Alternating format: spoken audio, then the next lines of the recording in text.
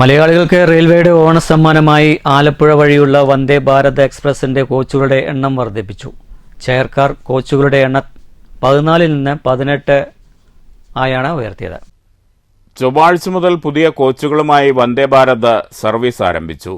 യാത്രക്കാരുടെ തിരക്ക് പരിഗണിച്ചാണ് ദക്ഷിണ റെയിൽവേയുടെ തീരുമാനം. എക്സിക്യൂട്ടീവ് കോച്ചുകളുടെ എണ്ണം 2 തന്നെയായിരിക്കും.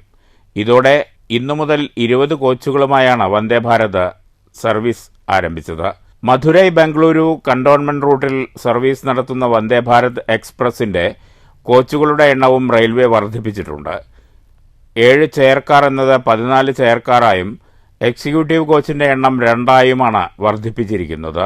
മംഗളൂരു ഡിപ്പോയിലെ പരിശോധന നിലവിൽ പൂർത്തിയായി കഴിഞ്ഞു.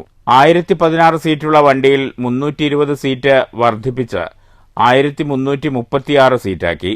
16 കോച്ചുകളുമായി നേരത്തെ ഓടിയിരുന്ന വണ്ടി 20 കോച്ചുകളുമായാണ് ഇന്ന് പാളത്തിലിറങ്ങിയത്. പുതിയ വണ്ടി പാലക്കാട് വഴി മംഗളൂരുവിലേക്ക് പോയി. 16 കോച്ചുകളുമായി ആലപ്പുഴ വഴി ഓടുന്ന മംഗളൂരു തിരുവനന്തപുരം വന്ദേ ഭാരതാണ് 20 കോച്ചിലേക്ക് മാറുന്നത്.